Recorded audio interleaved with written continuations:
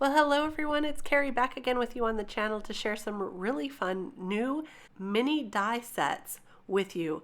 Today I'm going to be showing you how to create a double window magical shaker card.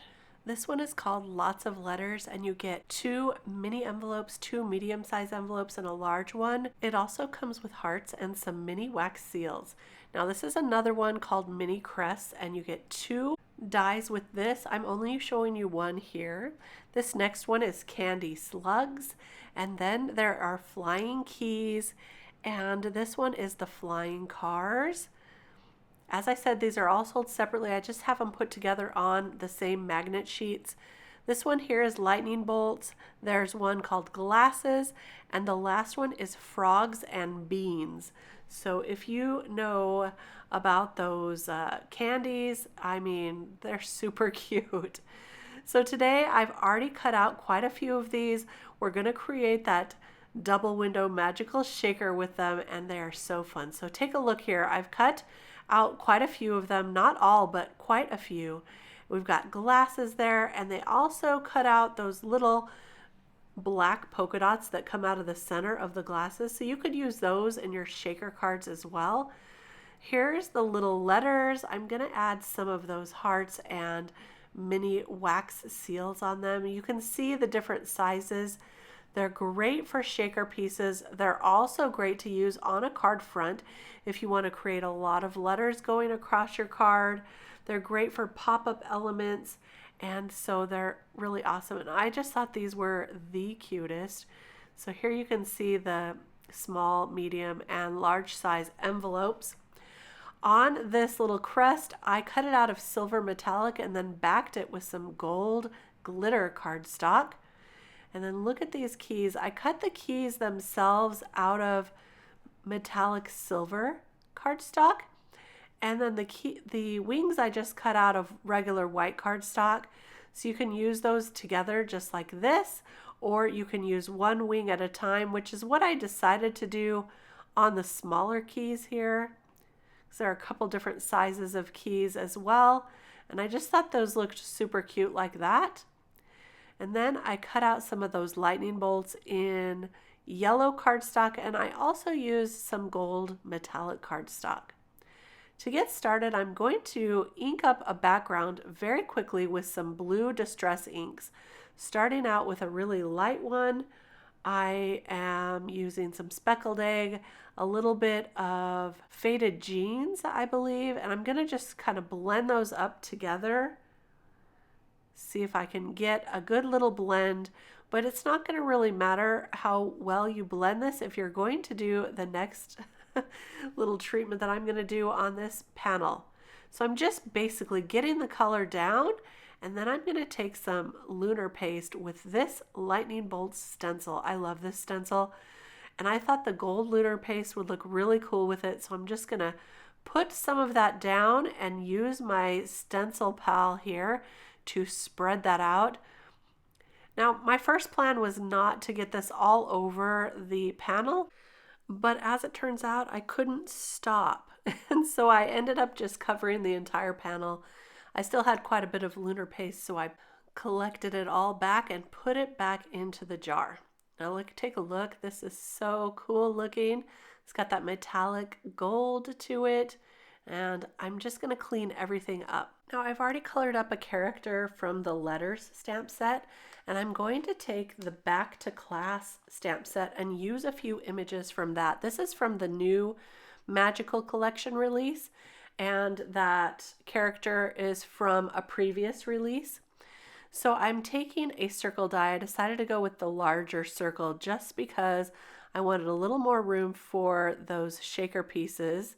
And I thought it looked better on that card panel.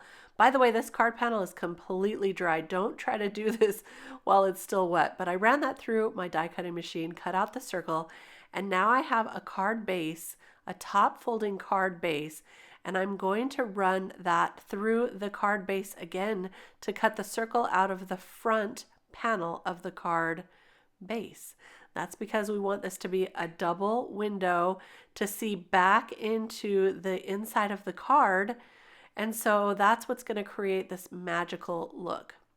So those are going to fit together nicely, and you saw that I lined that circle up perfectly on both panels so that when we sandwich those together, it's going to be perfect. Now I am cutting some acetate into a little square to fit right behind that circle on the first panel.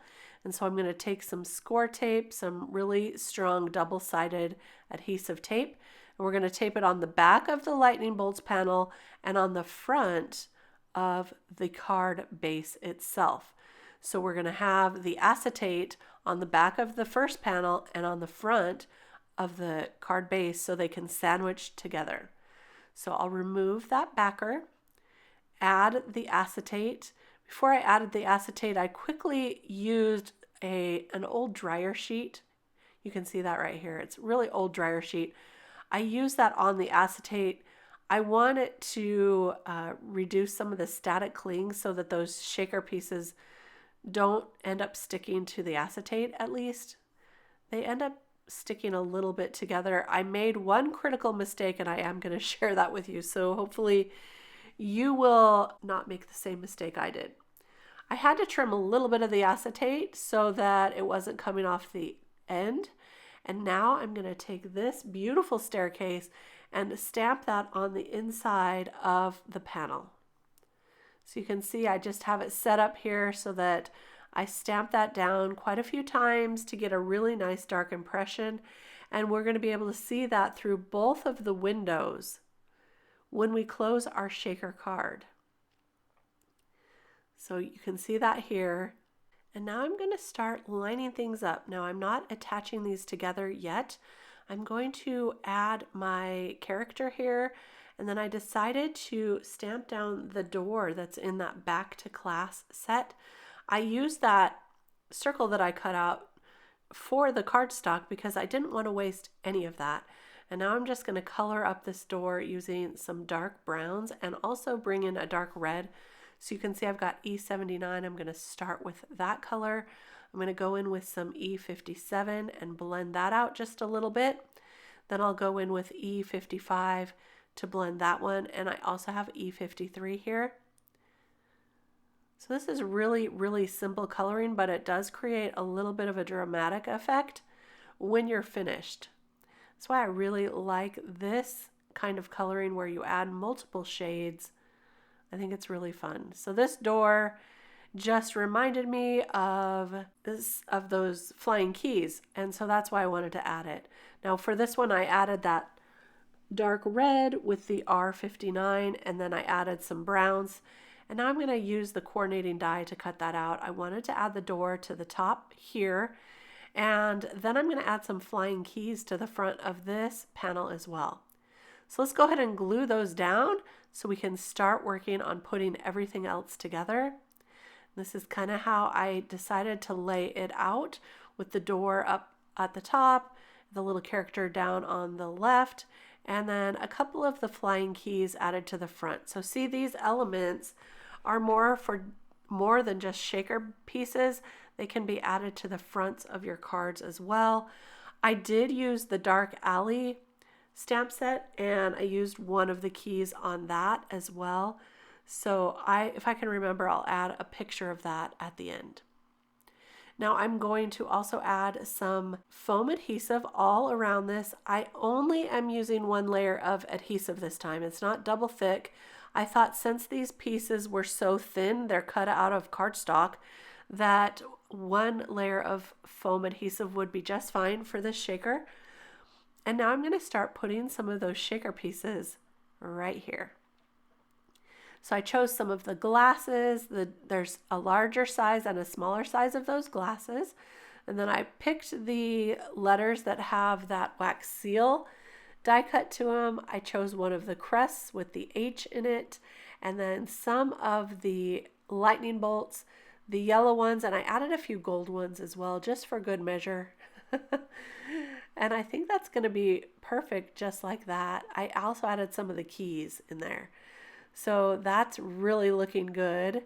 And now it's time to remove the backer. Now this is where the critical mistake happened, because normally before I remove the backer, I will take some anti-static powder and go around the edges of the foam tape just so my shaker pieces don't stick to the foam tape in case it's sticky around the edges. But look, it's too late. I've already removed all of the backers and I forgot about it until I had added it to the card. So if you remember, please do that. It will help your cardstock to not stick to the edges of the foam tape, because see, I start shaking it and pretty soon we're going to get some sticking. Now I did stamp Spooky How the Time Flies on the inside with some blue ink. I'm going to add the larger key to the inside there, and then I'm going to see how okay, there's where you can see how it starts sticking to the edge right there. So I'm kind of upset that I forgot to do that, but oh well, I mean, it's a handmade card, right? It'll be fine. After I got these shaking a little more, they did release a little bit, and so I didn't have too much of a problem long term, so hopefully it'll work out good for you too. Now I stamped with blue ink the Have a Magical Birthday from the Letters stamp set, and I put that right on the front, and Spooky How Time Flies is on the inside. Now this is so true. I mean, I'm going to send this to my nephew. He has grown up so fast. So here's a closer look at our card. I hope you enjoyed this double window magical shaker card. It was super fun to create. I just love a double window. Oh, and here's the dark alley card I created. See the key on the bottom there? I hope I have inspired you to create some magical cards today. Don't forget to check out all the new release at the shop at Miss Ink Stamps, and I'll see you next time. Bye-bye.